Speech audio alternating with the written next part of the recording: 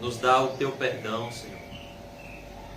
Derrama sobre nós a tua paz. Que possamos hoje, ao sair daqui, levar para os nossos lares a tua santa paz, Senhor. Que todos os ídolos do nosso coração sejam quebrados e que fique no nosso ser interior somente o Senhor Jesus Cristo. Que Ele seja o Rei, que Ele seja o Senhor das nossas vidas e das nossas almas. Dai-nos fé para crer em Jesus e dai-nos obediência para andar ao lado de Jesus. Revela-nos a Tua palavra com o mesmo Espírito com que o Senhor escreveu, Senhor. Abre os nossos olhos para que enxerguemos a Tua lei, que não erremos na interpretação, mas, acima de tudo, que tenhamos a prática correta e não somente a correta interpretação.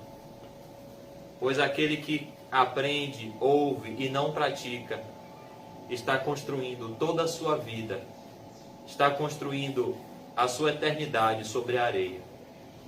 Por isso, nos ajude a termos um coração sábio, que é aquele que ouve os teus ensinos, Senhor Jesus, e os põe em prática.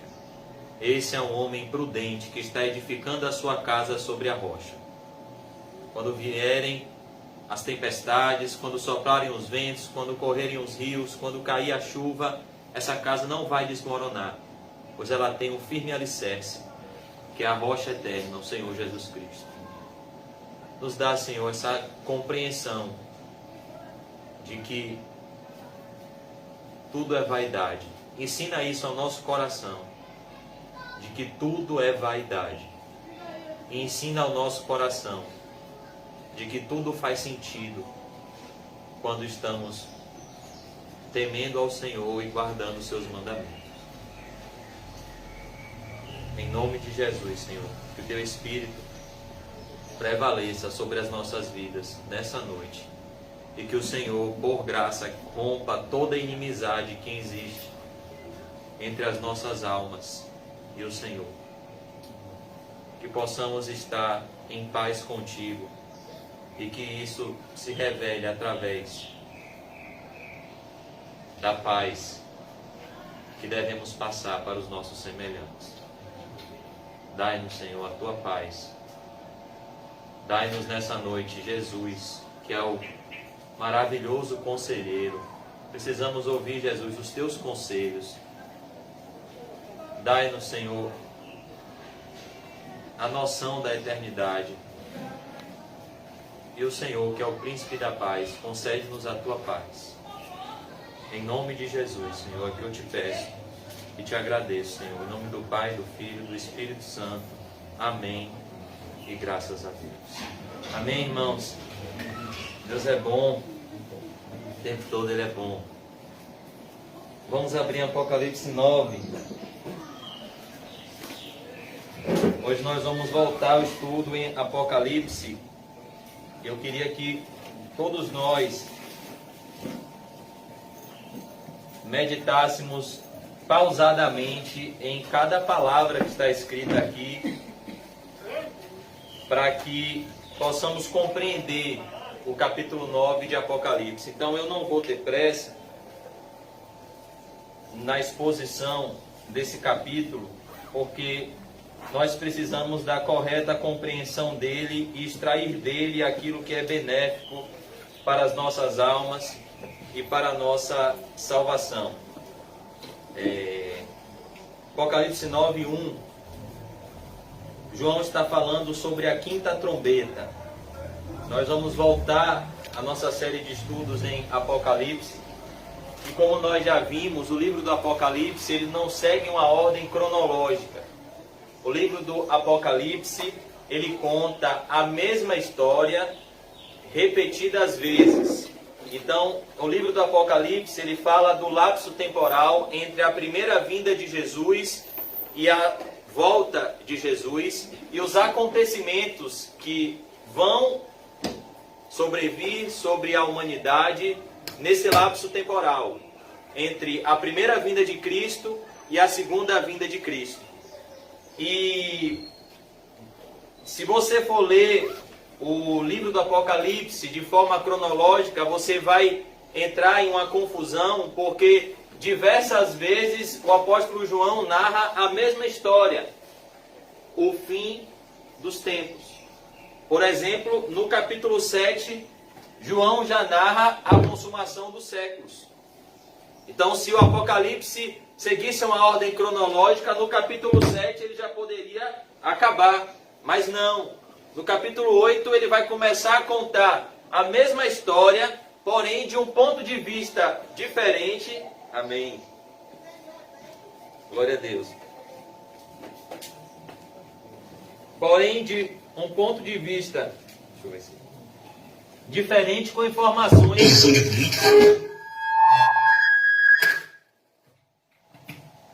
Amém. Amém. Amém. Pronto. Então, o livro do Apocalipse, ele vai contar a mesma história repetidas vezes, porém com informações que se completam.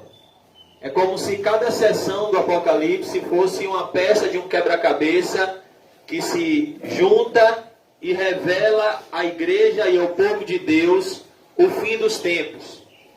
Apocalipse nos mostra que a história da humanidade, ela tem um início, tem um meio e terá um fim.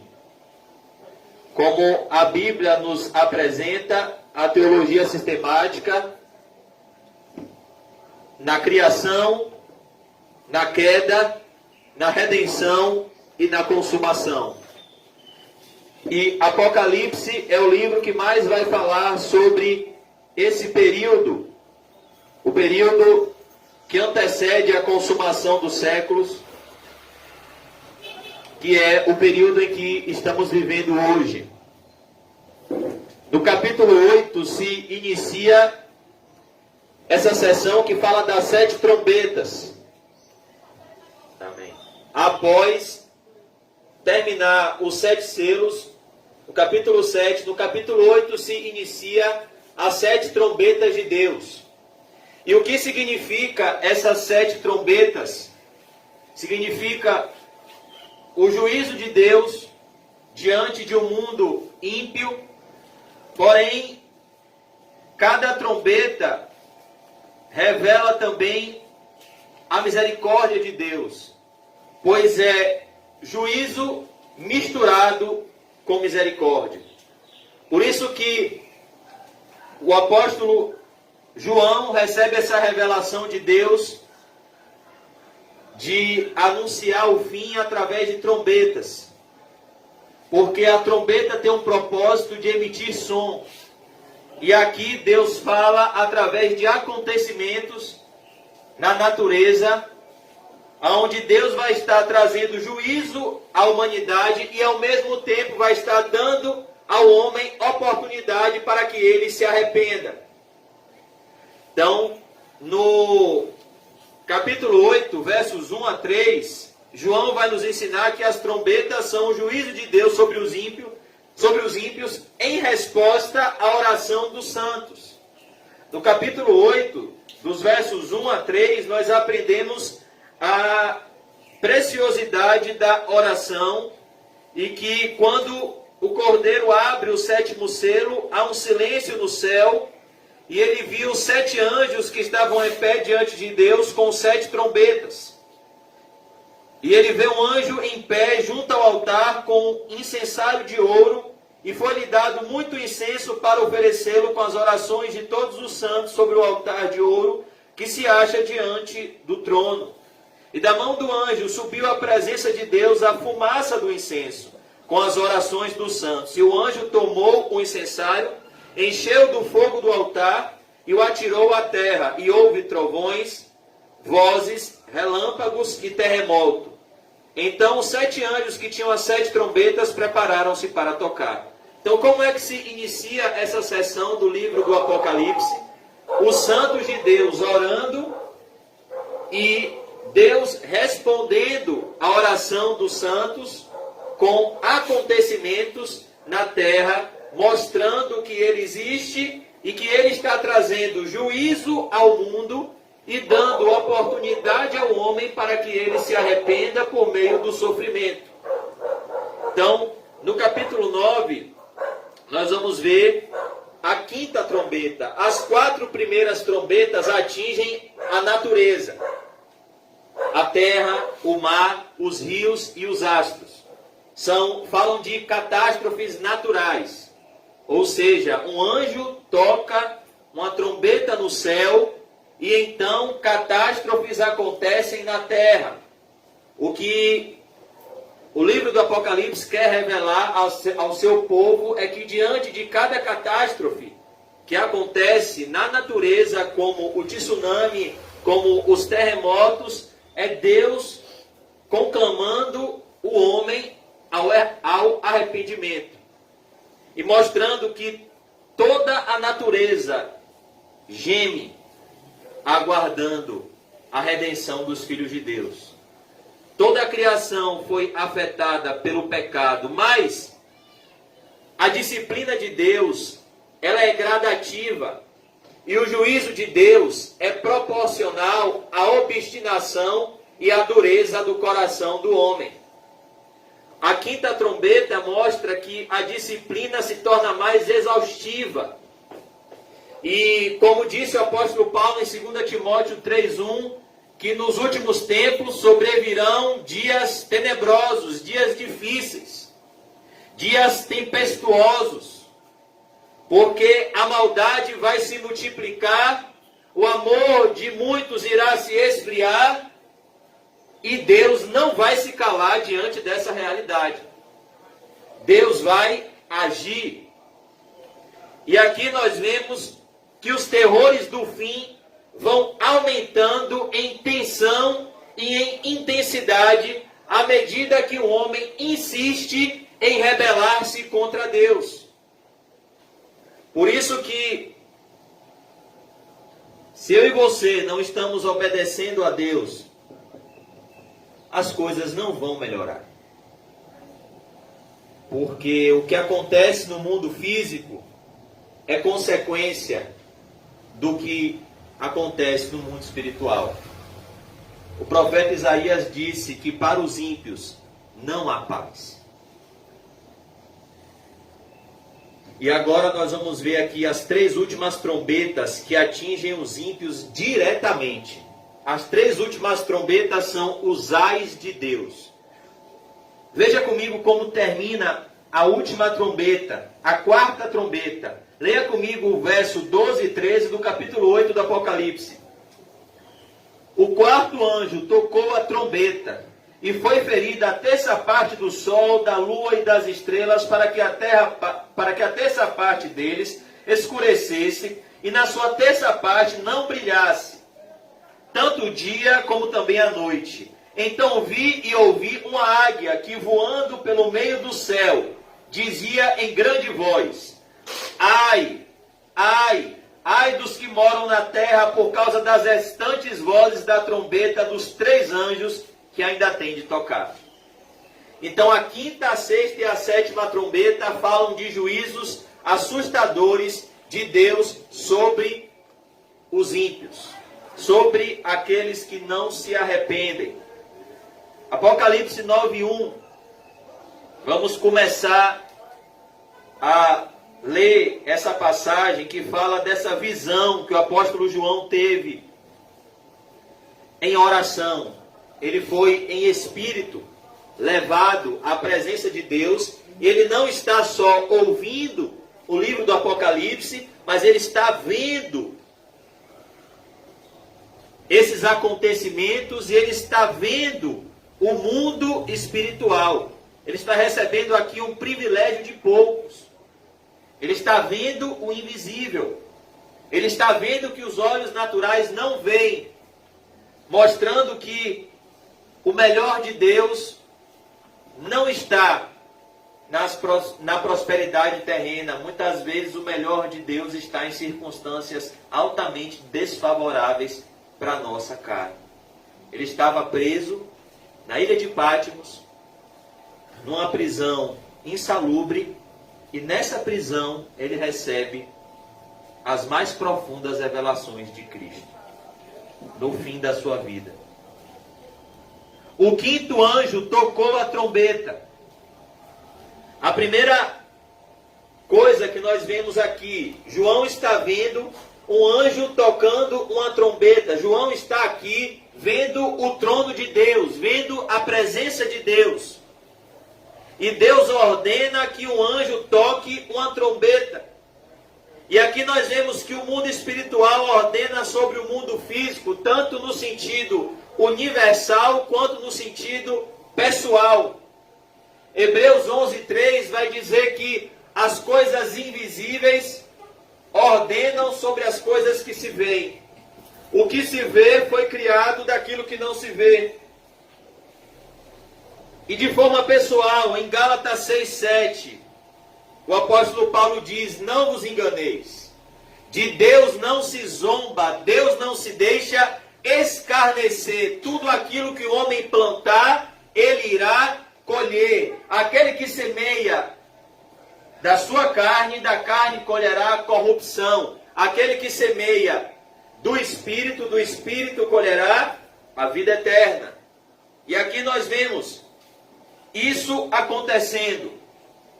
Por isso que o apóstolo Paulo, de forma muito sábia, disse em 2 Coríntios 4:18, portanto, fixemos os nossos olhos, não naquilo que se vê, pois o que se vê é passageiro, mas aquilo que não se vê é eterno. Talvez vocês não estejam vendo, mas existem demônios aqui nessa noite. Existem anjos aqui nessa noite. Existe uma batalha espiritual. Uma das coisas que não podemos perder jamais é o que João descreve em Apocalipse 2:1. É a presença de Jesus passeando no meio dos candeeiros de ouro. É a presença de Jesus. É a manifestação real do Cristo vivo no meio da sua igreja por meio do Espírito Santo. Por isso que ele disse à igreja de Éfeso: volte ao primeiro amor, porque Jesus está aí no meio de vocês, ele está vendo tudo. Nós temos que dar mais importância ao mundo espiritual. O quinto anjo tocou a trombeta. E ao tocar essa trombeta, eu queria que você pensasse nessa cena aqui. O apóstolo João, um senhor de idade, o corpo dele estava numa prisão na ilha de Patmos, mas em espírito, é o que diz Apocalipse 1:10, em espírito, no dia do Senhor, ele foi arrebatado até a presença de Deus, e ele está na presença de Deus vendo essas coisas. Então eu queria que você se colocasse aqui no lugar de João. Eu queria que você pensasse aqui como João. O quinto anjo tocou a trombeta. E agora, ao ver esse anjo tocando uma trombeta, João tem uma visão. Uma visão que é muito importante. E que é a chave para a interpretação do que quer dizer essa quinta trombeta. Olha o que ele vê. E viu uma estrela caída. Ele não vê uma estrela caindo, ele vê uma estrela já caída do céu na terra. Quem é essa estrela caída do céu na terra? João aqui tem uma visão de Satanás. Ele tem uma visão do maioral dos demônios. Ele tem uma visão do príncipe dos demônios. E ele vê aqui Satanás, como está escrito em Jó 38:7. A Bíblia chama os anjos de estrelas. Ele vê aqui Satanás como uma estrela que já caiu, mostrando qual é o estado de Satanás diante de Deus. Ele já está condenado. Não existe mais perdão para Satanás. Ele já caiu e não há mais esperança de redenção para ele. Ele vê uma estrela caída no céu, do céu na terra. Então, quando o quinto anjo toca a trombeta, João vê o diabo. E a forma com que ele foi expulso da presença de Deus. Ele era uma estrela, ele era um anjo de luz. O nome Lúcifer significa portador de luz. Mas o que aconteceu com Satanás é o que pode acontecer comigo e com você. Cuidado para que a luz que em ti há não sejam trevas. Portanto, quão grandes trevas serão. Satanás foi feito para iluminar, mas ele mergulhou em densas trevas e a sua luz se apagou definitivamente. Por isso que ele é o primeiro exemplo de apostasia. E ele é o pai de todos os apóstatas.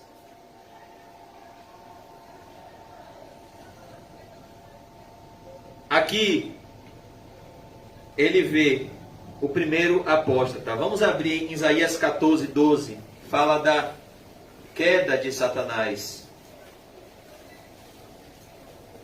Por que ele caiu? Isaías 14, 12. Ezequiel 28 também fala dessa queda, que foi fruto do orgulho. Isaías 14, 12.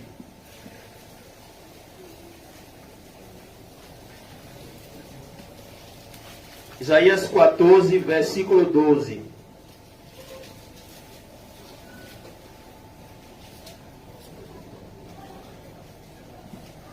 Como caíste do céu, ó estrela da manhã, filho da alva, como foste lançado por terra, tu que debilitavas as nações. Isaías está falando aqui da queda de Satanás.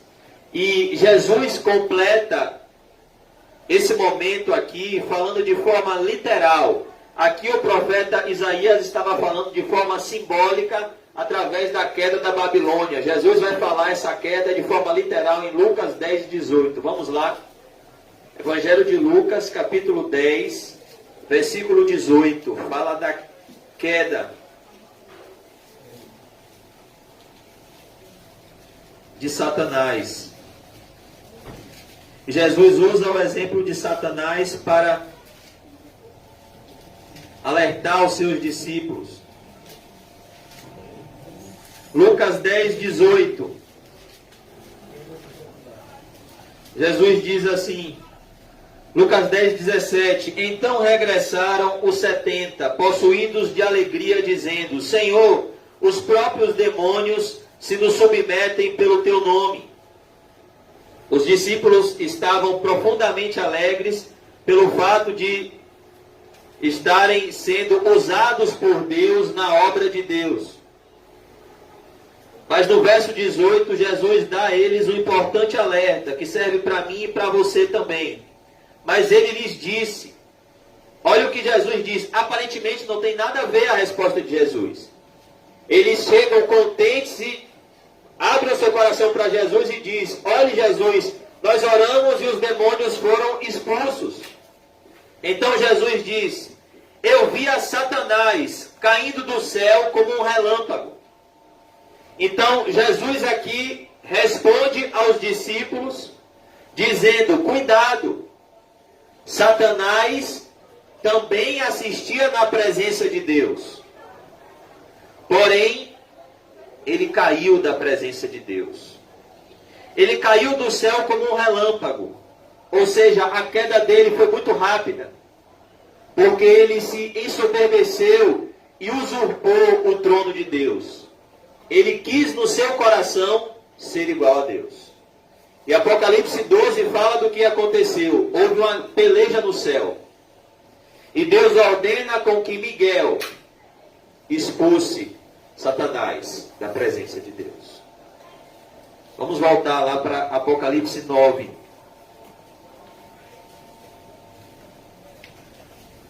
João vê uma estrela caída do céu na terra, mostrando qual o propósito de Satanás aqui na terra: roubar, matar e destruir.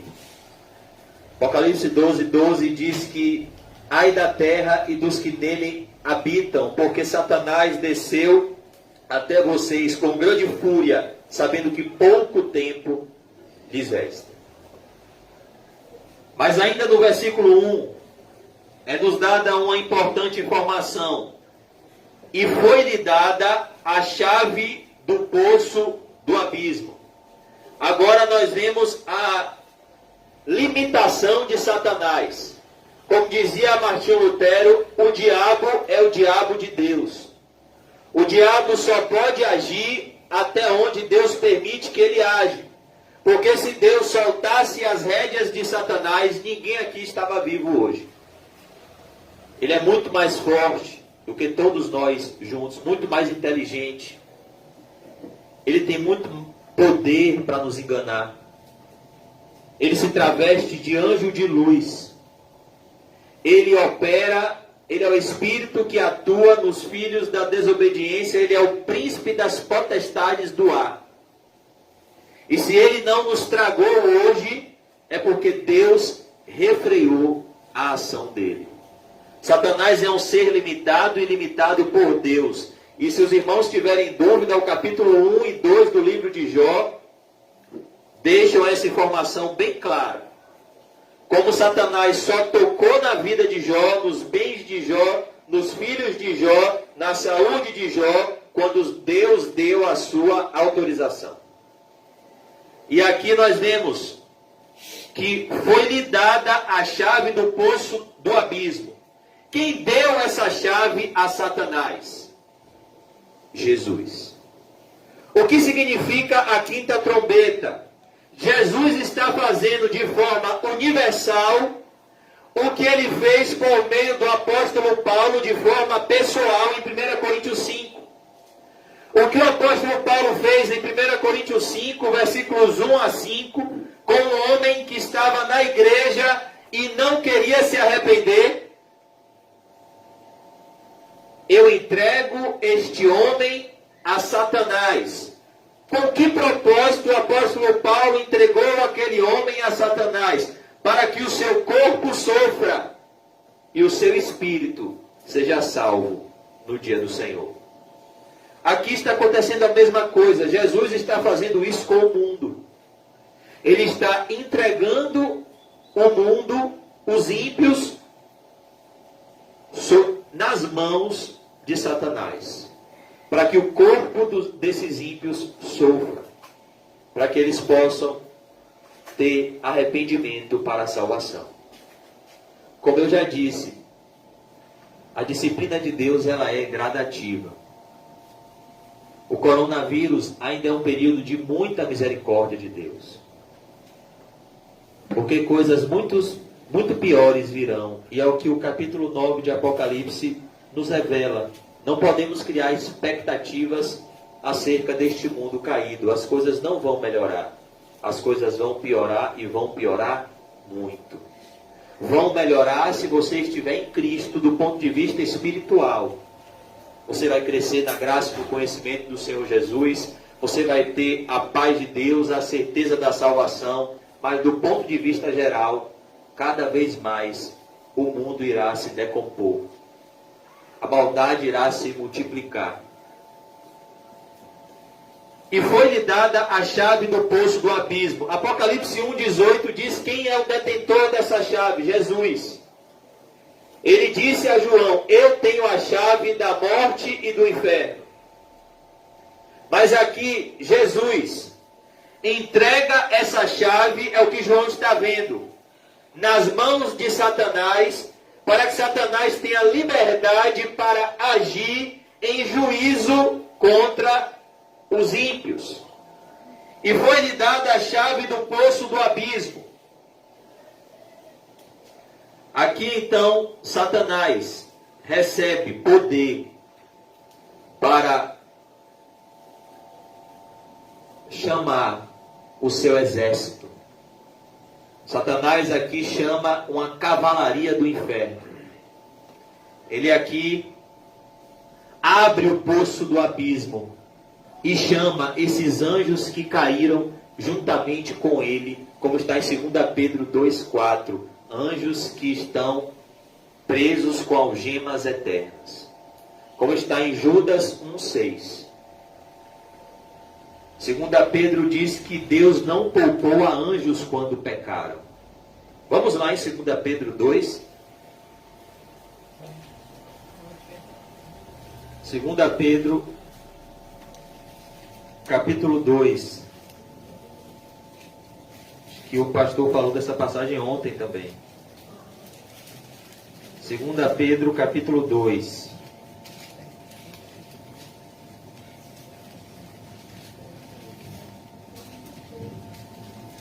Segunda Pedro 2, versículo 4. O apóstolo Pedro está falando dos falsos mestres e de como eles surgem no meio do povo de Deus. No verso 4, ele vai dizer: ora, se Deus não poupou anjos quando pecaram, antes precipitando-os no inferno, os entregou a abismo de trevas, reservando-os para juízo. Agora vamos abrir em Judas 1,6. Um livro depois. Judas 1,6. E a anjos, os que não guardaram o seu estado original, mas abandonaram seu próprio domicílio, ele tem guardado sob trevas em algemas eternas para o juízo do grande dia. A ideia aqui é que esses anjos estão condenados, presos pelo próprio Deus, mas aqui eles vão ser soltos para cumprir o propósito de Deus de trazer juízo à humanidade. Por isso que ele abre o poço do abismo. Ele usa essa chave, ele abre esse poço. E aqui João vê algo assustador acontecendo. E subiu fumaça do poço, como fumaça de grande fornalha. Satanás não tem nenhuma autoridade que não seja dada pelo próprio Deus. Uma das afirmações mais assustadoras da Bíblia é o que está em 1 João 5,19. Sabemos que somos de Deus e que o mundo inteiro está sob o poder do maligno. O mundo inteiro está entregue a Satanás. Quando Deus disse a Adão: Adão, maldita é a terra por tua causa. Então, ele abriu o poço do abismo. É como se ele abrisse o inferno. E subiu fumaça do poço, como fumaça de grande fornalha. Os demônios vivem em escuridão. Os demônios não gostam de luz. Por isso que eles odiavam a presença de Jesus e logo se manifestavam diante de Jesus. Como fumaça de grande fornalha e com a fumaceira saída do poço. Escureceu-se o sol e o ar. Nesse período da humanidade, as trevas irão reinar. Verso 3. Também da fumaça saíram gafanhotos para a terra. E foi-lhes dado poder com o que tem os escorpiões da terra. O que significa, irmãos, esses gafanhotos? Esses gafanhotos são demônios. Mas por que eles são apresentados aqui como gafanhotos?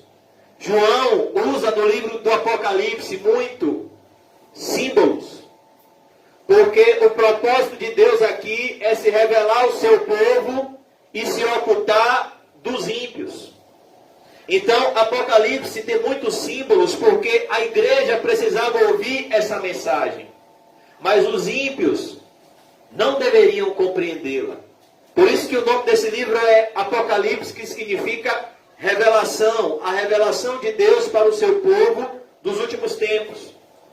E João usa muito a figura do Antigo Testamento. No Antigo Testamento, gafanhoto representava o juízo de Deus. Nós vemos isso lá em Joel capítulo 2, lá em 2 Crônica 7, verso 13. O próprio Deus diz a Salomão: se eu cerrar os céus de modo que não haja chuva, ou se enviar os gafanhotos para que consumam a terra. Ali ele está falando de gafanhotos literais, animais, que representavam o juízo de Deus sobre o seu povo. Malaquias também fala do gafanhoto. trazendo juízo sobre aqueles que negassem as ofertas na casa de Deus. E aqui, o apóstolo João usa essa figura do Antigo Testamento para mostrar o juízo de Deus sobre o seu povo. Porém, esses gafanhotos aqui não são animais. Por que não são animais, irmão José? Porque os animais gafanhotos, eles devastam a terra, as vegetações, as lavouras, as colheitas. É isso que o bando de gafanhotos faz. Esse ano ainda passou no Fantástico que tinha uma nuvem de gafanhotos na Argentina que estava destruindo as fazendas. Os gafanhotos, eles andam em bando e eles atacam as vegetações. Os gafanhotos, os animais literais, eles não atacam os seres humanos. Os seres humanos se preocupam com os gafanhotos porque eles mexem no que os seres humanos mais amam, o dinheiro.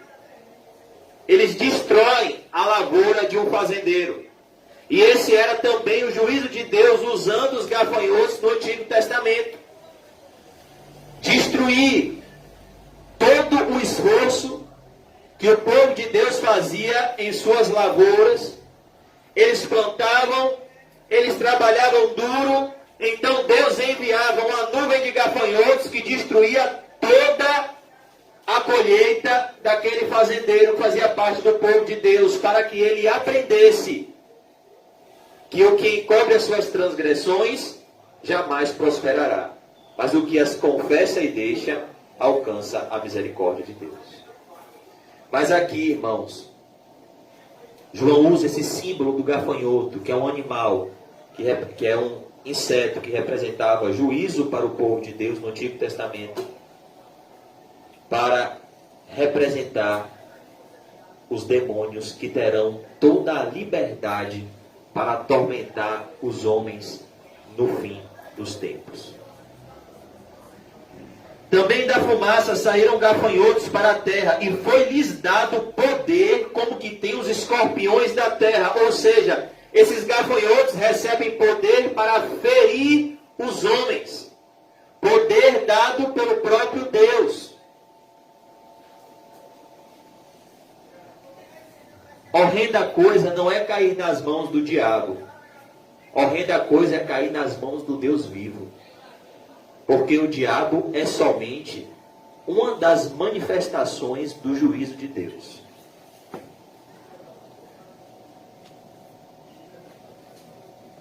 Verso 4. E foi-lhes dito que não causasse dano à erva da terra, nem a qualquer coisa verde, nem a árvore alguma, e tão somente aos homens que não têm o selo de Deus sobre a fronte. Sabe o que significa isso?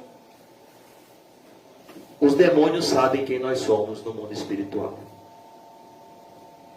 Nós podemos nos esconder muito bem dos homens.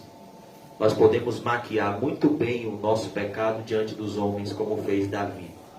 Além de não ser descoberto, se não fosse Natã, ele estava sendo elogiado como um homem bom porque casou com a pobre viúva. Mas de Deus, ninguém se esconde.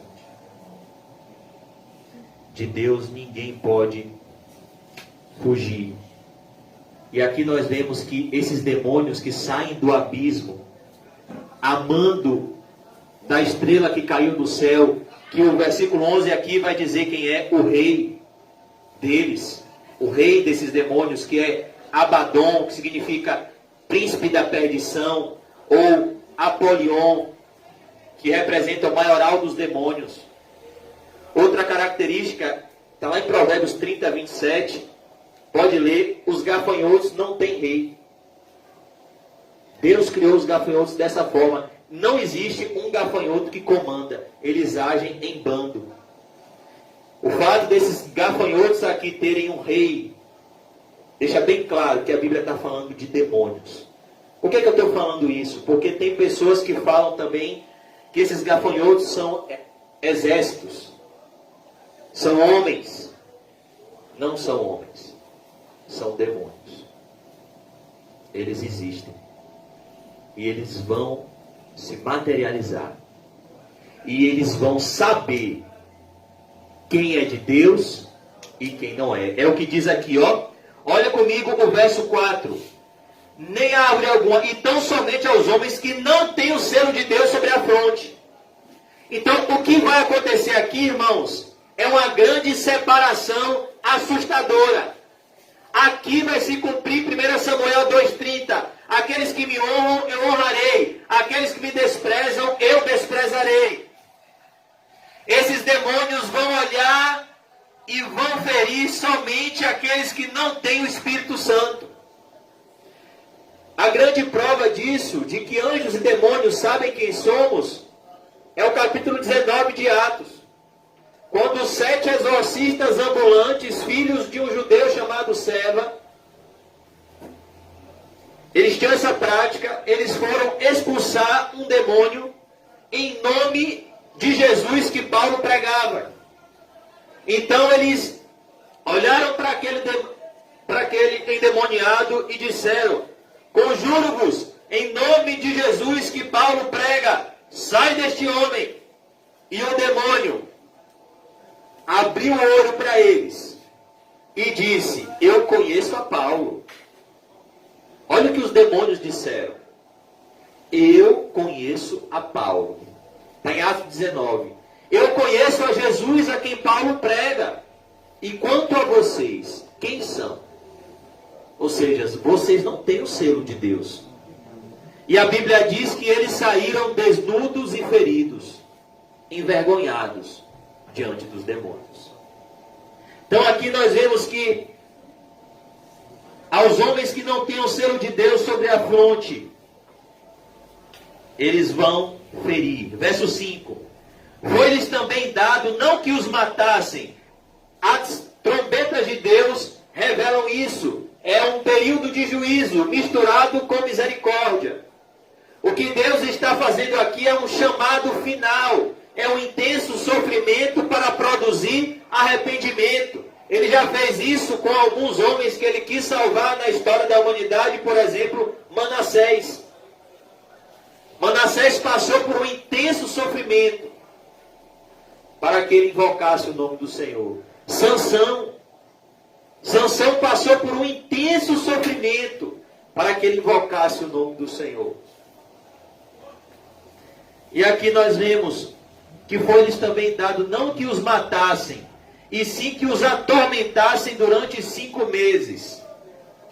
Esses 5 meses aqui não são literais, são simbólicos. Fala que Deus vai dar esse juízo aos homens por um tempo determinado para que eles se arrependam, em meio a este intenso sofrimento. Ele vai dar poder não para que esses demônios matem os homens, mas para que esses demônios atormentem os homens. E é isso que os demônios fazem. Eles tiram a paz dos seres humanos. Foi isso que aconteceu com Saul. Ele era atormentado por um espírito maligno. Mas com aqueles que servem a Deus, vai se cumprir o que está escrito em Malaquias. Vocês verão a diferença entre o justo e o ímpio, entre o que serve a Deus e o que não serve. 1 João 5,18 vai se cumprir. Todo aquele que é nascido de Deus não vive pecando. Essa é a marca do novo nascimento. O regenerado não vive na prática do pecado, ele vive na luta contra o pecado. Por isso Deus o guarda. E o maligno faz o quê? Não lhe toca. Então é isso que vai acontecer com os servos de Deus. É o que está escrito em Isaías 54:17. Toda arma forjada contra ti não prosperará. Mas aqui os homens vão sofrer muito. E o seu tormento era como o tormento de escorpião quando fere alguém. Vamos abrir em Malaquias 3:17.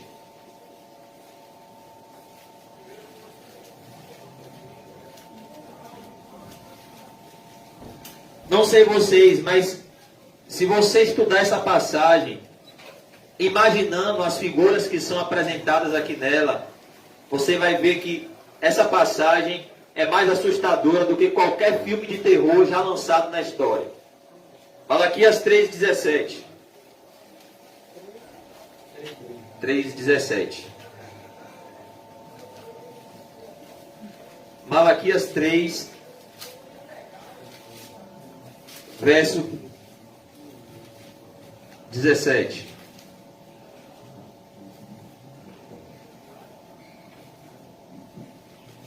Eu vou ler, irmãos, a partir do verso 13. As vossas palavras foram duras para mim, diz o Senhor, mas vós dizeis que temos falado contra ti. Vós dizeis, inútil é servir a Deus, que nos aproveitou termos cuidado em guardar os seus preceitos e andar de luto diante do Senhor dos Exércitos. Ora, pois nós reputamos por felizes os soberbos, também os que cometem impiedade prosperam. Sim, eles tentam ao Senhor e escapam. Isso é o que aparentemente está acontecendo hoje. Isso é o que os nossos olhos veem hoje. Verso 16. Então os que temiam ao Senhor falavam uns aos outros. O Senhor atentava e ouvia. Olha que coisa. Onde eu estiver 2 ou mais reunidos em meu nome, ali eu me faço presente. Havia um memorial escrito diante dele para os que temem ao Senhor e para os que se lembram do seu nome. Verso 17. Eles serão para mim particular tesouro, naquele dia que prepararei, diz o Senhor dos Exércitos.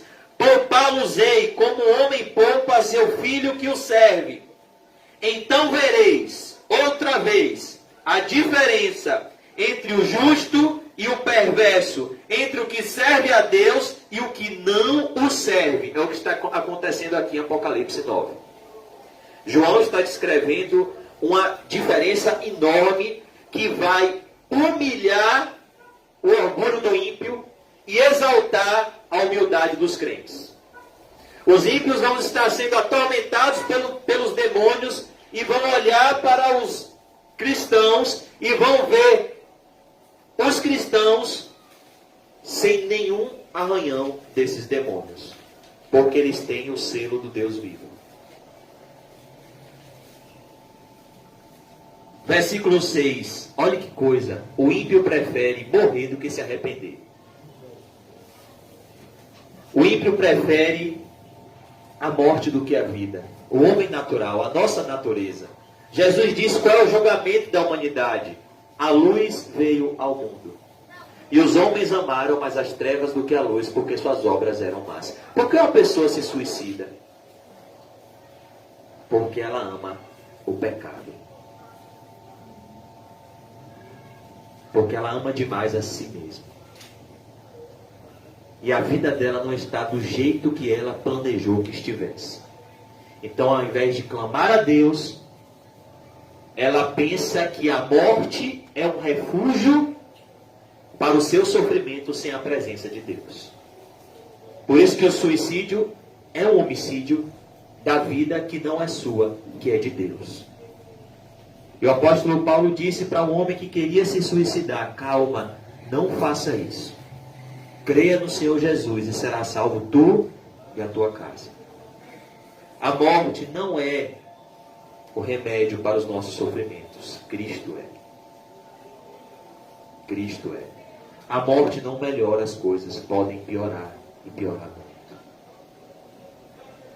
Mas aqui nós vemos isso. Deus está fazendo tudo isso com o homem, para que o homem veja, rapaz, como é bom servir a Deus. É como, por exemplo, o que foi Abel para Caim? Um presente. Quando Caim foi reprovado por Deus, o que ele deveria ver em Abel? Um presente de Deus. Ô Abel, você me ajuda a fazer uma oferta que agrada a Deus? Se ele fosse humilde, qual seria a reação de Caim? Ô Abel, me ajude, como adorar a Deus da forma certa? Mas não. Ele se volta contra Abel e ele assassina Abel.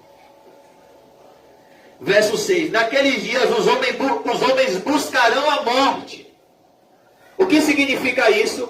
Eles vão estar num estado de tormento tão grande que eles vão preferir a morte do que a vida. Tamanho é terrível a presença e a manifestação dos demônios.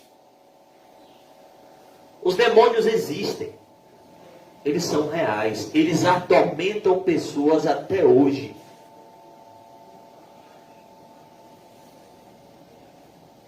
Quem você acha que fazia aquele gadareno morar no cemitério? Quem você acha que fazia ele quebrar correntes com suas próprias mãos? Quem você acha que fazia ele viver como um bicho? Os demônios. Quem você acha que tirava a paz dele? Os demônios. Tem pessoas que vivem atormentadas por demônios. E não vão encontrar paz, a não ser que se desvencilhem das obras, das más obras que estão dando legalidade para esses demônios agirem na vida delas. Tiago 4,7 já diz: sujeitai-vos a Deus, resisti ao diabo, e ele fugirá de vós. Mas não se engane, Satanás tem grande fúria. Satanás tem prazer em fazer o mal. A natureza dele faz com que ele sinta prazer em fazer o mal. Naqueles dias os homens buscarão a morte e não a acharão. Olha que coisa. Eles buscarão a morte e não a acharão. Também terão ardente desejo de morrer, mas a morte fugirá deles. A ideia aqui é: essas pessoas vão sofrer, mas o mais triste de tudo é que elas não vão se arrepender. O sofrimento, segundo o mundo, gera morte. Mesmo diante desse intenso sofrimento, essas pessoas vão buscar refúgio na morte e não na vida que é Cristo Jesus.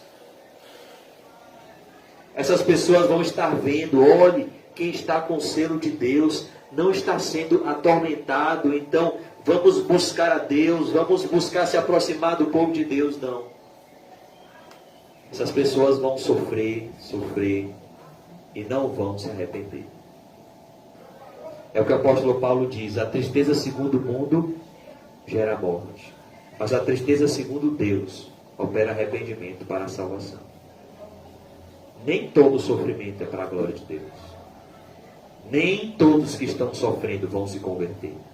Às vezes a pessoa vai sofrer, e ao invés de arrependimento, esse sofrimento vai gerar endurecimento. Confira comigo o verso 20 do capítulo 9. Os outros homens, aqueles que não foram mortos por esses flagelos, não se arrependeram das obras das suas mãos, deixando de adorar os demônios e os ídolos de ouro, de prata, de cobre, de pedra e de pau, que nem podem ver, nem ouvir, nem andar. Verso 21, Apocalipse 9, 21. Nem ainda se arrependeram dos seus assassínios, nem das suas feitiçarias, nem da sua prostituição, nem dos seus furtos. O que João está narrando aqui é isso. Deus mandando juízo e o homem cada vez mais se endurecendo. O que nós vimos no coronavírus? Um avivamento? Um esfriamento espiritual de muitos. Uma grande apostasia. Hoje mesmo eu fiquei assustado porque eu vi um pastor que aparentemente defende a sã doutrina defendendo os gays. Porque a Globo está fazendo uma campanha que defende os gays, ele quer sucesso. E se ele dizer o que ele disse e postou que Jesus ama os gays, isso vai fazer ele ficar bem na fita para o que ele quer, sucesso. Um pastor da presbiteriana, imagine. Casado com a filha de um dos homens mais importantes da presbiteriana, casado com a filha de Augusto Nicodemos. E ele postou: Jesus ama os gays. E eu coloquei, vocês podem ver lá no Facebook dele, o nome dele é Ronaldo Vasconcelos. Eu coloquei inúmeras passagens que mostram que os homossexuais não herdarão o reino dos céus se morrerem nessa prática. E ele não deu uma manifestação. E continua lá, com essa declaração: Jesus ama os gays. Grande apostasia é o que a pandemia revelou. Mas a Bíblia diz o quê? Que antes da volta de Jesus, antes que se levante o anticristo, é necessário que haja o quê? Avivamento? 2 Tessalonicenses 2:3. Apostasia. É o que nós já estamos vivendo. Verso 7. A gente já vai concluir. Nós só vamos ver aqui as características desses demônios.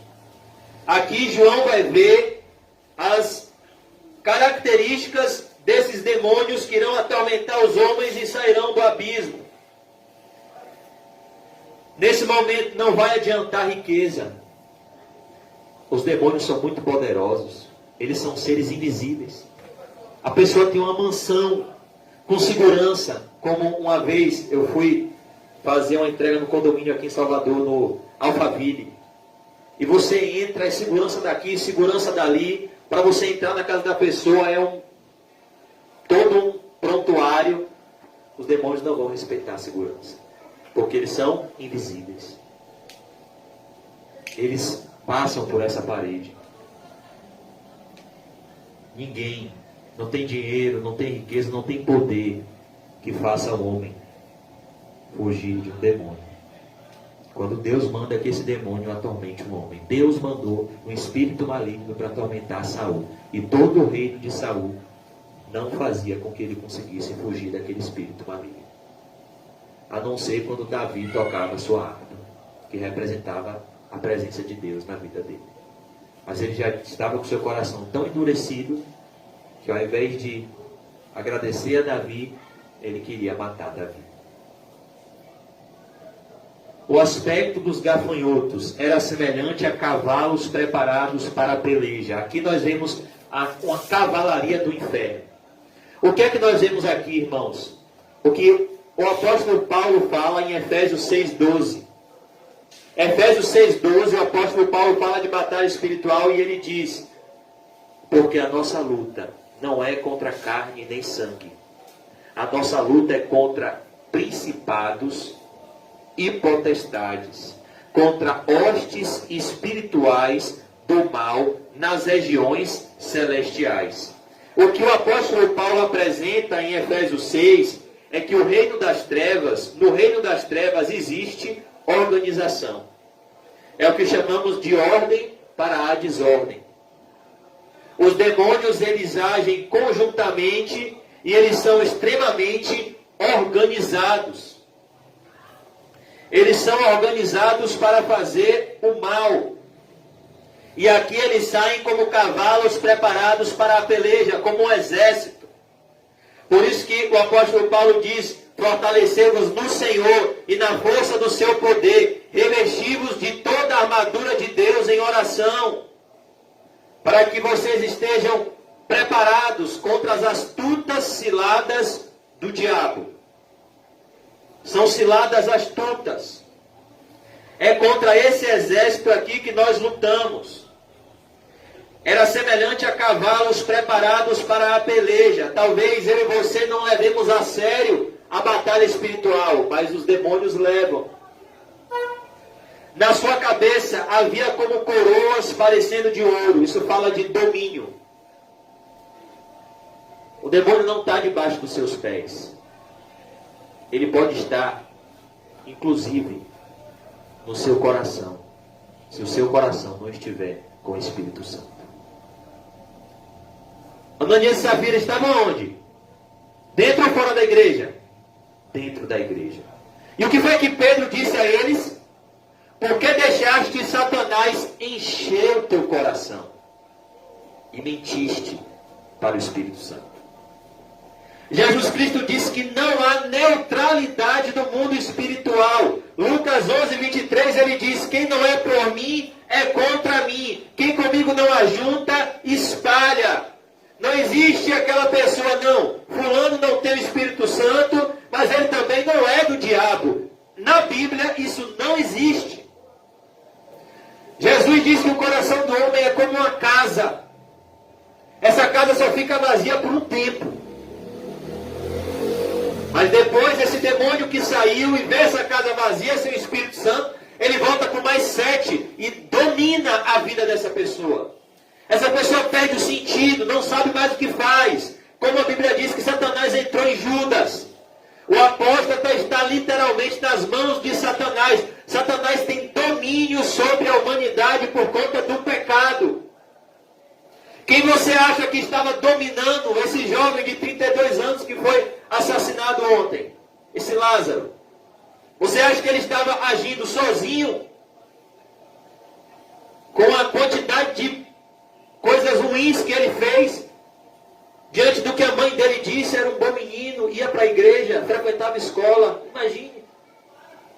Se tornar um monstro daquele. Isso pode acontecer, irmão. Isso pode acontecer. As pessoas mais perversas podem sair de dentro da casa de Deus. Como disse Spurgeon, o mesmo fogo que amolece a cera, endurece o barro. Não há neutralidade. Satanás tem domínio sim sobre aqueles que não vivem para a glória de Deus. Então essa coroa parecendo de ouro, perceba o que João diz. Essa coroa não é de ouro. Essa coroa parece de ouro, porque Satanás é um imitador de Deus. A coroa de ouro pertence a Jesus. Mas Satanás tem um aparente domínio sobre os homens. Quem foi que Satanás usou para matar os filhos de Jó ao fio da espada? Um povo que não conhecia Deus, os sabeus. Os ímpios são a mão com que Satanás age. Por isso que o Salmo 1 diz: não ande segundo o conselho dos ímpios. Como que coroas parecendo de ouro, e o seu rosto era como o rosto de homem. O que significa isso? O propósito de Satanás é fazer com que tudo gire em torno do homem. Sendo que o propósito de Deus é fazer com que tudo gire em torno da glória de Deus. O propósito de Satanás é fazer com que o homem viva para o homem.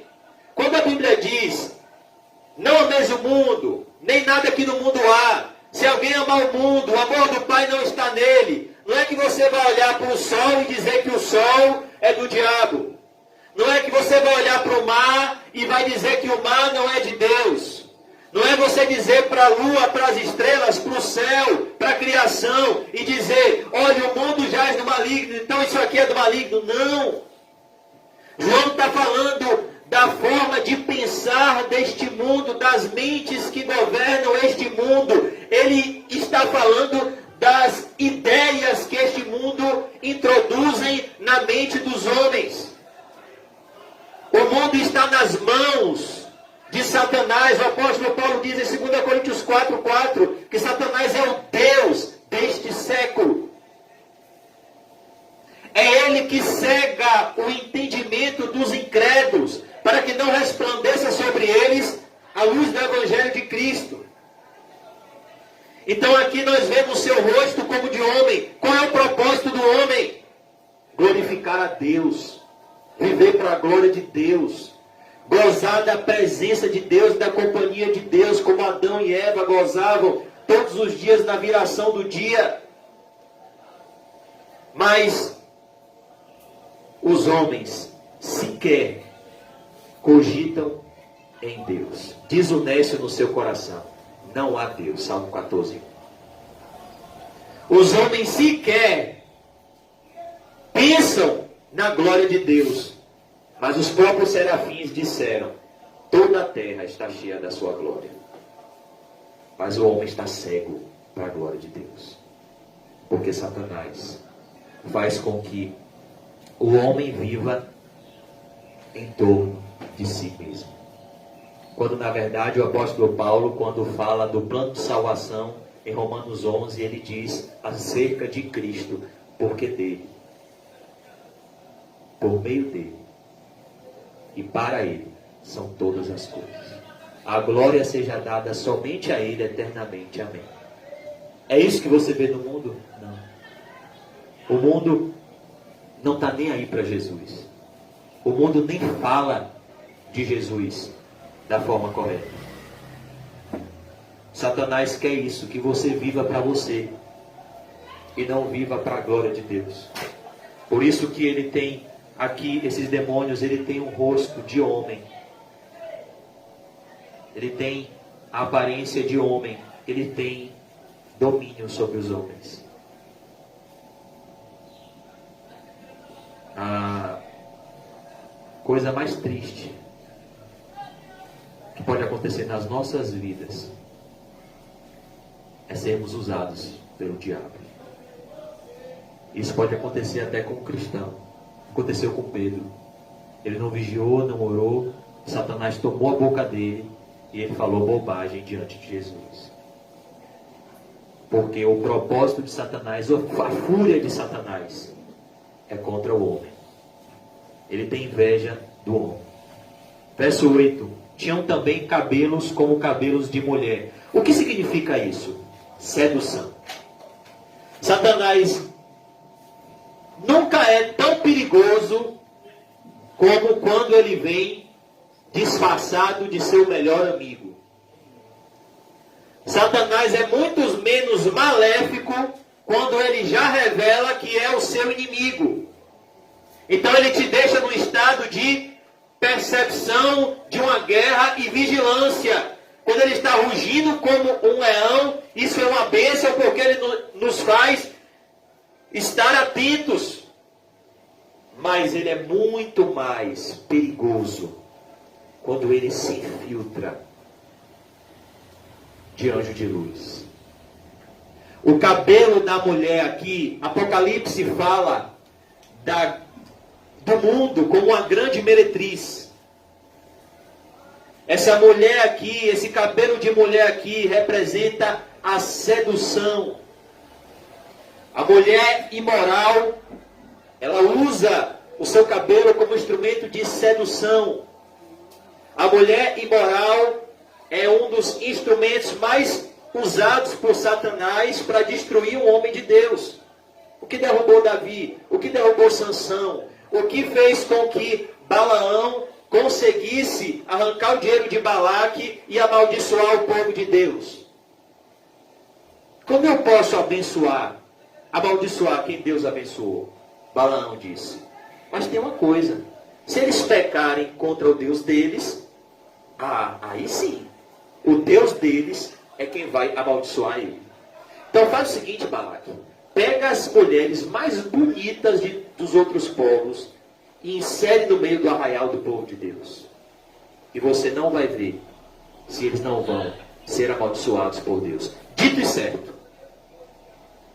Mais de 20 mil pessoas foram mortas por conta dessa sedução de Satanás, usando a boca do falso profeta Balaão. Está lá em Números 25. Várias pessoas morreram. Então, esse cabelo de mulher aqui, nada contra as mulheres, mas esse cabelo de mulher aqui fala da sedução com que, por exemplo, Satanás usou Eva para destruir Adão.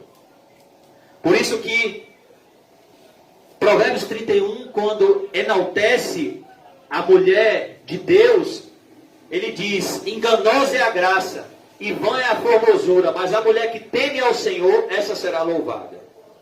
Essa é a verdadeira beleza de uma mulher, o temor a Deus, que é o princípio da sabedoria. Mas esses demônios aqui, ele tem cabelos de mulher. Fala da sedução do mundo, da sedução de Satanás. Nós terminamos ontem a tentação. Como foi que Satanás se apresentou a Jesus? Como um grande sedutor, apresentando propostas agradáveis para o bem-estar momentâneo de Jesus. Você está com fome? Ele chegou no 40º dia. Ele não chegou rugindo como um leão. Ele chegou como um amigo de Jesus. E aí, rapaz, você não está sofrendo? Ô, rapaz, espera aí, vamos dar um jeito nisso. Você está solteiro, né? Poxa, deve estar passando uma luta. Vamos dar um jeito nisso. Poxa, você está passando uma privação financeira, né? Vamos dar um jeito nisso. Não precisa ser honesto a vida toda, não. Espera aí, calma, vamos dar um jeito nisso. Você vai ficar com fome, já tem 40 dias, você não come, você não bebe. Transforma essa pedra em pão, Jesus. Faz isso. Jesus disse: nem só de pão viverá o homem, mas de toda a palavra que procede da boca de Deus.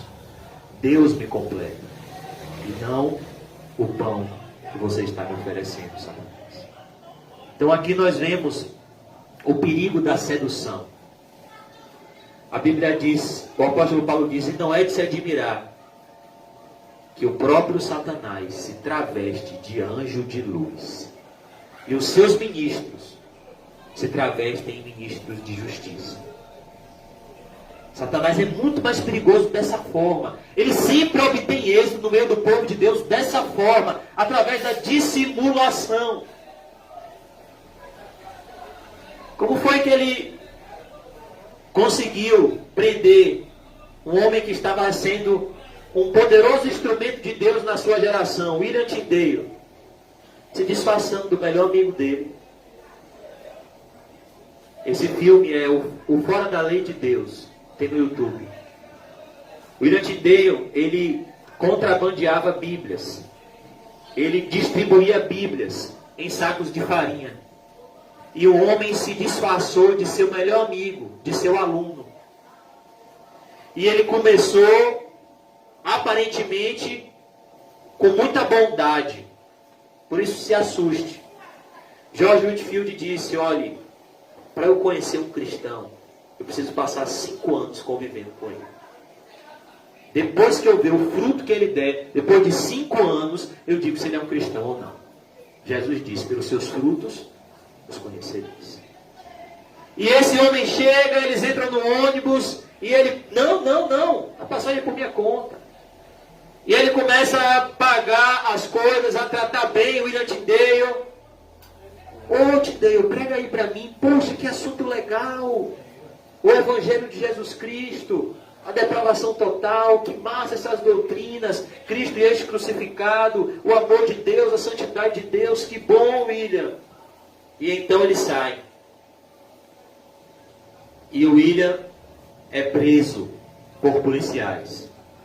E quando ele é preso, porque o que ele fazia era ilícito diante das autoridades, mas lícito aos olhos de Deus, ele distribuía Bíblias ilegalmente. Quando os policiais prenderam ele, ele com amor sincero ainda tenta salvar o seu amigo. Ele diz, olha, foge, a polícia. E o seu amigo então revela a quem ele servia, e ele fala com a polícia, é ele mesmo, pode prender. E o próprio William se assusta com a falsidade daquele homem. Satanás é muito mais perigoso dessa forma. Ele consegue muito mais êxito dessa forma. Irmãos, você acha que o lobo entraria na igreja se ele não se disfarçasse de ovelha? Você acha que um lobo vai chegar no púlpito de uma igreja sem se disfarçar de ovelha? Você acha que um lobo vai conseguir um ministério numa igreja bíblica se ele não se disfarçar de ovelha? Você acha que uma pessoa vai conquistar a confiança da igreja se ele não se disfarçar de ovelha? O que foi que Jesus disse dos falsos profetas? Eles vêm até vós com disfarce de ovelha, mas por dentro são lobos devoradores. É isso que significa esse cabelo de mulher. Os demônios, eles são dissimulados. Os demônios, eles têm um poder de enganar muito grande. O apóstolo Paulo diz, olhe, ainda que um anjo do céu apareça a vocês, um anjo de luz, e ensine a vocês outro evangelho, seja anátema. Porque Satanás pode se aparecer sim como anjo de luz, e não somente como um dragão. Agora nós vamos ver os seus dentes como dentes de leão. Primeiro Satanás vai tentar lhe comprar. Uma vez que você não foi comprado, aí ele vai tentar lhe matar. Sabe por que na maioria das vezes nós não estamos sendo perseguidos? Porque não estamos sendo fiéis diante da sedução. Certa feita perguntaram para o pastor, quando a igreja for perseguida, ela vai ser mais fiel? Ele disse, não, quando a igreja for fiel, ela vai começar a ser perseguida. Porque bem-aventurados são perseguidos por causa da justiça, porque deles é o reino dos céus. Satanás primeiro seduz, depois ele persegue. Muitas vezes nós nem perseguidos somos, porque já caímos na primeira isca dele. E nem chegamos nesse estágio de perseguição. Já caímos no primeiro degrau da sedução. É como Jezabel. Primeiro ela tentou comprar Elias. Ela tentou chamar os profetas de Deus a se juntar a ela. E muitos foram comprados. E se assentaram na mesa de Jezabel. Depois que Elias mostrou que não tinha preço, então ela mandou matar Elias. Primeiro Satanás seduz, depois ele revela quem ele é. É assim que o anticristo vai surgir. O anticristo vai surgir dessa forma, seduzindo as pessoas a adorarem a ele, com propostas maravilhosas. E os que não adorarem a ele, ele vai revelar que ele é um lobo disfarçado de ovelha. Jesus disse: eu envio vocês como ovelhas no meio de lobos. Lobos espirituais que viram lobos físicos. Porque Satanás usa os ímpios. Os seus dentes como dentes de leão. Aqui fala de força. Aqui fala de agressividade. O leão é um animal feroz. O leão representa força. Satanás não mede esforços em destruir. Ele tem força para isso. Verso 9. Tinham couraças como couraças de ferro. O barulho que as suas asas faziam era como o barulho de carros de muitos cavalos quando correm a peleja. Satanás tem poder e ele é imperceptível. Ele tem asas. Ele não pode ser combatido com armas humanas. As armas da nossa milícia não são carnais, são espirituais, são poderosas em Deus para a destruição de fortalezas. A nossa guerra contra Satanás é a mesma probabilidade de vitória da guerra de Davi contra Golias. 0 chance de vencer a batalha sem a ação sobrenatural de Deus ao nosso lado. Possível derrotar Satanás sem o auxílio de Deus. Tinham ainda a cauda como escorpiões e ferrão. Poder para ferir. Satanás vai receber poder para ferir de forma literal. Se você estiver vivo nesse momento aqui da grande tribulação, se você não viu um demônio, você vai ver. Eles existem. Na cauda tinham poder para causar dano aos homens por 5 meses. 5 meses, só para que os irmãos saibam, é o período de vida de um gafanhoto. Esses 5 meses não são literais. Esses 5 meses mostram que Deus vai determinar um tempo para esse intenso sofrimento dos ímpios diante do alívio dos cristãos. É isso que Apocalipse 9 está descrevendo aqui na 5ª trombeta. Os cristãos sendo poupados e os ímpios sendo atormentados. Mas nós vamos ver, por exemplo, no capítulo 13, que os cristãos não serão poupados quando o anticristo se acender. Mas aqui é um momento da história onde os ímpios estão tendo oportunidade de enxergar nos cristãos o que Jesus disse que os cristãos são: a luz do mundo e o sal da terra. Eles vão estar sofrendo diante dos demônios. E os cristãos vão ser o farol que vão apontar para Cristo. Por isso que o papel da igreja é muito mais importante do que a gente imagina. A instituição mais importante de todo o bairro da federação é essa aqui.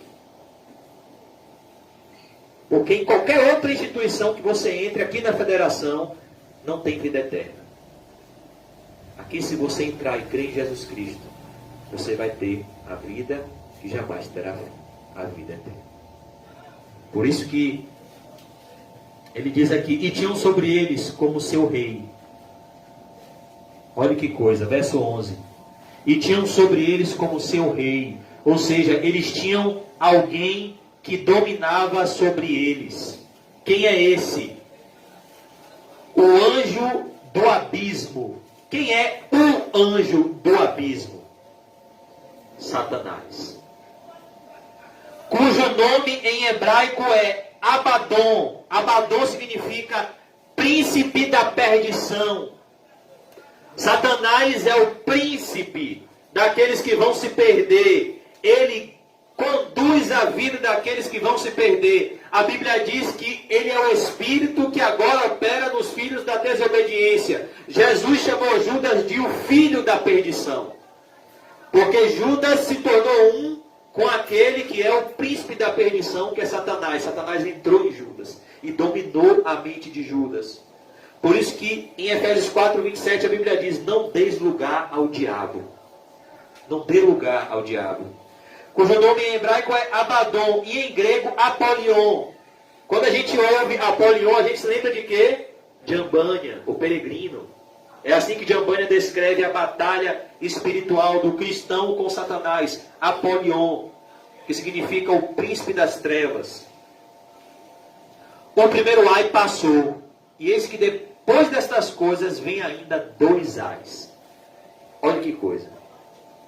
Aqui a quinta trombeta termina com esse intenso sofrimento, mas com oportunidade de arrependimento. Jesus fala à igreja de Tiatira, se eu não me engano, em Apocalipse 2:21, dê-lhe tempo para que se arrependesse. Deus, irmãos, está nos dando tempo. Deus está nos dando tempo para que a gente honre a Ele. Aqueles que me honram, eu honrarei. Aqueles que me desprezam, eu os desprezarei. O que nós vemos aqui é uma cena de terror que vai acontecer em toda a humanidade. Por que, irmão José, você disse que vai acontecer? Porque eu creio que a Bíblia é a palavra infalível de Deus inerrante. O que está escrito vai acontecer, por mais impossível que seja essa cena aqui. Por mais que pareça uma história da carochinha, vai acontecer. Porque Jesus disse, os céus e a terra passarão, mas as minhas palavras não hão de passar. Não sei se nós estaremos vivos, mas o que eu sei é que tudo que está escrito já aconteceu, está acontecendo e irá acontecer. E nós devemos acreditar na palavra de Deus e nos preparar para esse momento. Imagine 2 irmãos de igreja. Um tem um selo de Deus. Outro parecia ter o selo de Deus e não tinha. Como as 10 virgens. 5 virgens prudentes. 5 virgens nécias. Por isso que o apóstolo Paulo diz, o Senhor conhece aqueles que são seus.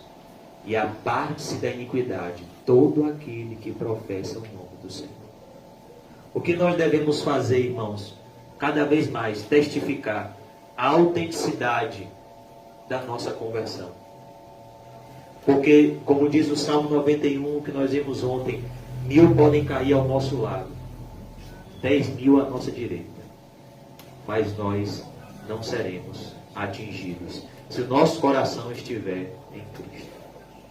Não seremos atingidos naquilo que temos de mais valioso, a nossa comunhão com Deus. Podem tirar a nossa vida, podem tirar os nossos bens, podem tirar a nossa saúde, mas não vão roubar a nossa fé. Por isso que Judas, quando queria falar da salvação, ele diz, eu queria falar com vocês sobre a salvação, mas o Espírito Santo me incomodou para falar sobre um assunto muito mais importante. Falar que vocês precisam batalhar diligentemente pela fé que de uma vez por toda foi entregue aos santos. Se você tem fé, valorize. Porque essa pequena palavra pode ser a diferença entre o inferno e o céu na minha e na sua vida. Você acredita em Deus? A Bíblia diz, sem fé é impossível agradar a Deus. Porque é necessário que aquele que se aproxima de Deus creia que Deus existe e é galardoador de todos aqueles que o buscam. Que nessa noite o Senhor aumente a nossa fé e nos faça crer em Jesus e em tudo que diz a palavra de Deus. Por mais assustador que seja, ou por mais confortador que seja, seja sempre Deus verdadeiro e todo homem mentiroso. Na palavra de Deus, você pode confiar. Então, estude a Bíblia, leia a Bíblia, aproveite essa quarta e essa quinta, não vai ter culto. Tire um tempo para ler a Bíblia em casa, estudar um livro da Bíblia, estudar um evangelho, pois é a mensagem central da Bíblia. Olha, irmãos, o Evangelho de Marcos tem 16 capítulos. Se você ler um capítulo do Evangelho de Marcos por dia, em metade de um mês, em 16 dias, você vai ler todo o Evangelho. E o Evangelho é o poder de Deus para a salvação de todo aquele que crê. Se você conhece o Evangelho e crê nele, você será salvo. Vamos orar. Senhor Deus, em nome de Jesus, Senhor, reacende em nossos corações o amor pela Bíblia. Nos ajude, Senhor, a acreditar no que está escrito na Tua Palavra e a viver, Senhor, para a Tua glória. Ó Senhor, nos ajude a remir os tempos, porque os dias são maus. Dai-nos, Senhor, sabedoria para como administrar o nosso tempo. Porque muitas vezes desperdiçamos o nosso tempo com coisas fúteis ou com coisas desnecessárias para o momento. A semelhança de Marta, que estava inquieta e afadigada por muitas coisas, e o Senhor disse: Marta, Marta, você se preocupa com muitas coisas, mas uma só é necessária. Maria escolheu a boa parte, que não lhe será tirada. Nos ajude a no teu mesmo coração de Maria, a nos assentar aos teus pés e ouvir, Senhor, os teus maravilhosos conselhos antes de tomarmos qualquer decisão. Ó Deus, nos ensina que te obedecer é melhor, Senhor, do que sacrificar. Ensina ao nosso coração, Senhor, que na força do nosso braço nós só fazemos quebrar a cara. Que na ansiedade, na inquietude de Marta, nós só fazemos errar e pecar e pecar. Mas nos ensina a ter, Pai, a confiança em Ti de Maria, a nos assentar e a ouvir a Tua doce voz e o Teu maravilhoso conselho por meio da Tua palavra, nos chamando para mais perto de Ti. Nos ajuda a nos aproximar de Ti, Pai, por meio da Bíblia, por meio de Cristo, por meio da oração. Nos ajude a nos afastar do pecado que tenazmente nos assedia. Em nome de Jesus, amém. Graças a Deus. Amém, amém, irmãos. Salve seu irmão, cumprimento santo. Diga para ele: Deus é bom.